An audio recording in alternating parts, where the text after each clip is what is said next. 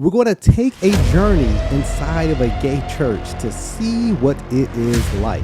All acting like you've been listening to me too long. Look at your neighbor and say, disrupt the whole thing.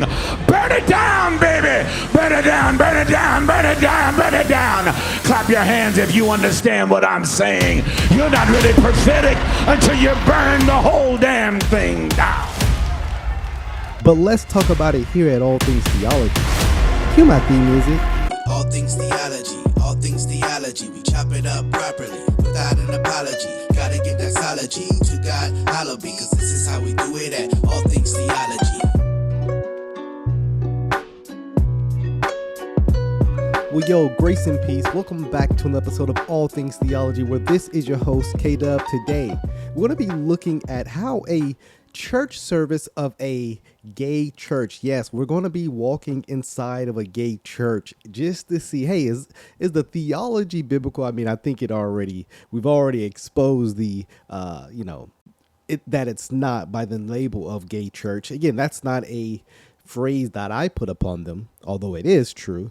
They accept fully that terminology. But let's look at some things that you might see in a traditional church, or, especially black church, and see what happens when you adopt a lifestyle, embrace it, that goes explicitly against the scriptures. Let's look at one thing you might notice. Put your hands together if you know you want to go to heaven. If you know you want to go to heaven. Sir, ma'am. You might notice one. Let's start at the bottom and work our way from the top, right? You got the he, him, his pronouns, right? They've accepted all the trans ideology and everything, right?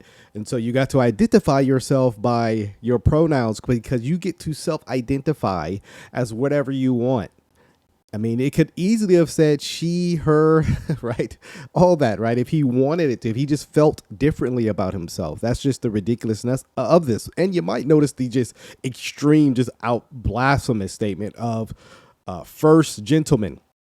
Let me just expose, I don't use that in a negative way, to you something if you never grew up inside of a black church. Generally, this first lady was preserved for pastor's wife. She was known as the first lady. She was the wife to the pastor, right? And I don't mind that terminology per se. I understand what is generally meant by it. But they've adopted something similar. But now he is married to a man, so he goes by the name of first gentleman. That theology is going to come up a little more, but you may say, look, man, see, this is why I call Atlanta AT hell, man, because not only, is this church, you got all sorts of, perversion. The guest that they bring and the guest that comes into the church is actually going to surprise you. It surprised me. Let's hear who the guest is and why I'm actually bringing this up. I call my friend. He is, y'all, our police chief, our chief of police is here worshiping with us. Now, this is your time to stand. Everybody stand and let's welcome our chief of police, Chief Sherbum is the 26th Chief of Police. He has served our city with integrity and courage for nearly 3 decades. Now, again, I brought this clip up. Now, you might be, K-Dub, why are you bringing up the police chief? Well, let's see why I brought up the police chief in this next clip here. I want to thank his office. I want to thank the sergeant. I appreciate you. And he brought his lovely husband with us. Yes, Queen, slay. Y'all didn't hear what I said. Will you celebrate the chief and his family and his husband? Yeah, that's right. Husband. A man, speaking of a man. And most of them got sugar in their tank. That's right. They are homosexuals secretly. God didn't make no man to be no sugar tank. Got sugar in his hips. Y'all know what I'm talking about. God didn't make no man to switch like that or move his hands like that. That's absolutely right, David Taylor. Maybe the few things I agree with you on. Yeah, even the police chief is gay. Look, having a police chief straight is hard enough.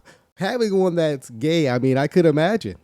I could imagine the kind of, but it is AT Hill.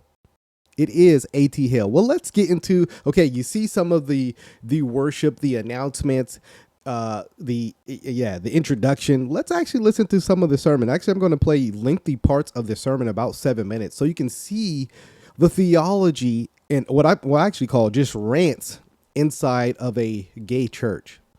This bread and drink this wine, that we are taking it as a symbol of the disruption, a symbol of the prophetic power that we have been called to, and not convenience. Oh, and by the way, the gentleman in the red is even the language of this is hard, but I'm going to use their language. The gentleman in the red is the husband of the first gentleman. Again, I categorically reject a man actually being able to have a husband, or a woman being able to have a wife, but this is the language they use. So just FYI. And not convenience. Many of you sitting here, you sit here wanting ministry to be convenient, wanting people to get along with you, wanting to be understood. And you're not really walking in your calling until you've been misunderstood, until you've done it in the midst of harm, in the midst of pain. And let me just say, he is absolutely referring to the identity you embrace as a homosexual.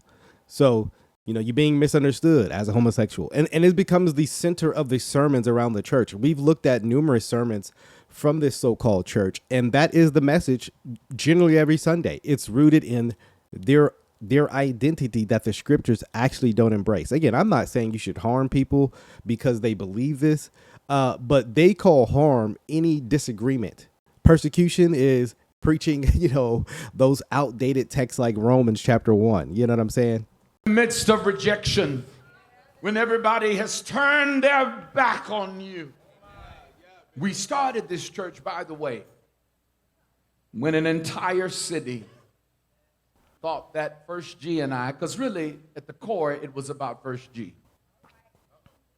Now, when he was referring to First G, it's First Gentleman. I mean, the mind process you have to go through to adopt this ideology and language is quite fascinating, and not in a positive way. Because we had the audacity to have a first gentleman. Yeah, that's right. The audacity.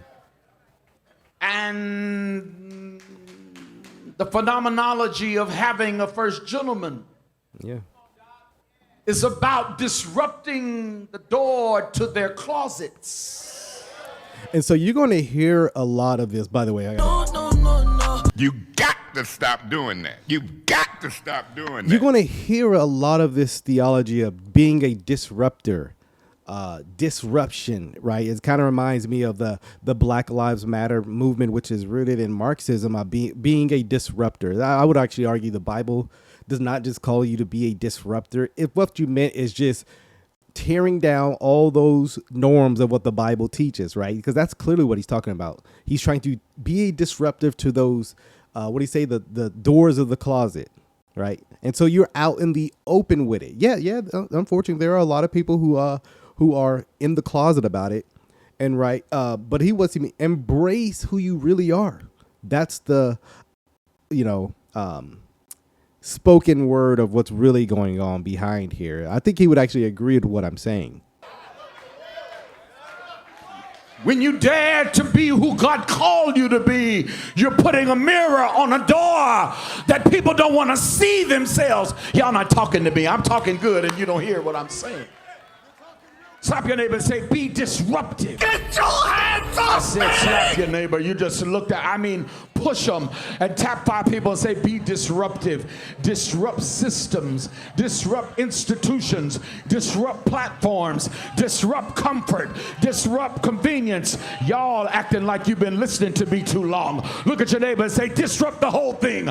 Burn it down, baby. Burn it down, burn it down, burn it down, burn it down. Clap your hands if you understand what I'm saying. You're not really prophetic until you burn the whole damn thing down. And again, what is he burning down? The systems that exist theologically. That's clearly his point. Again, I want you to hear what's being said. Burn it down. Burn down those institutions that taught you that homosexuality was an abomination and that it was a sin and that marriage is between man and woman and they don't agree with first gentlemen. Burn it down. Burn, baby, burn. That's what you need to be doing. No. This is not Alicia Keys. Oh, wait, hold on. No, this is not Usher. We're not going to let it burn, baby. Stand in the way of what everyone said couldn't be done.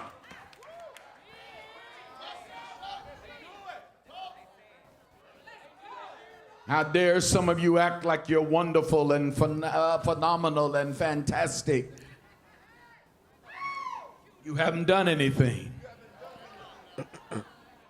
You haven't done anything.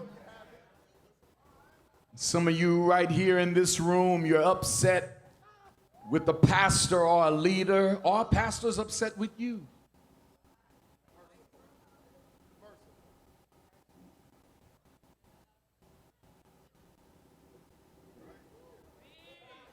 Yes. It is rooted in the distraction that has been assigned to assassinate what you've been called to do. Because if you leave or resign or shut down or move back because of people, then you're not ready to serve people, because you will always be kicked by a foot you once washed.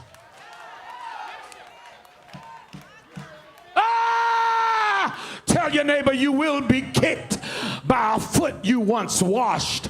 But I want that scream as a sound effect. It's like when you stub your toe. Ah! when you are kicked by the foot you washed, that's a sign that you're doing what God called you to do. You're not doing it right if you're not led to a cross. You're not doing it right if you're not led to a crucifixion.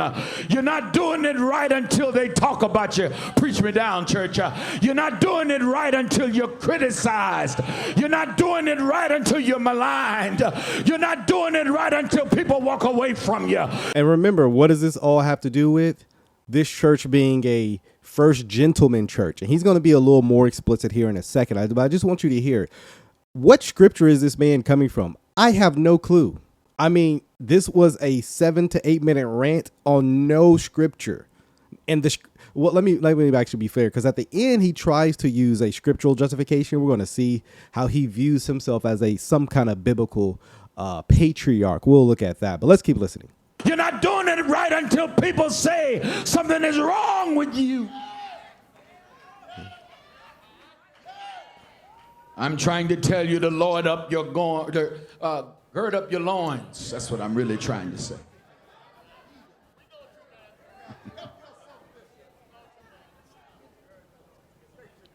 The days are calling for you. The world is groaning for you.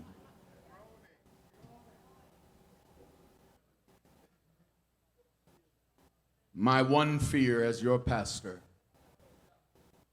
listen to this, is that the church I gave my life to, well, I have two fears. I'll give you the first one and then I'll give you the second. My first fear as your pastor is that I will have pastored you all these years for you to end up being the gay version of the Kojic church. So he doesn't want to be the Kojic church, but he recognized clearly that this church is gay. He just doesn't want to be the gay version of the Kojic church. That's one of his fears. What he necessarily means by that, I'm not very certain, but I do think it's important to know or recognize that he sees this movement as a gay church. Now, what affiliations they have, I don't know. But yeah.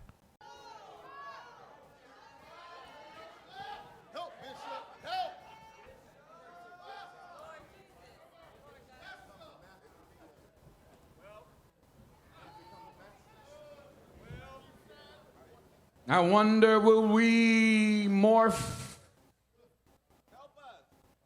into just a gender political context of a toxic theology?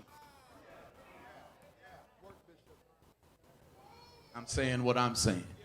Say it. Be clear about it. Or will we disrupt systems?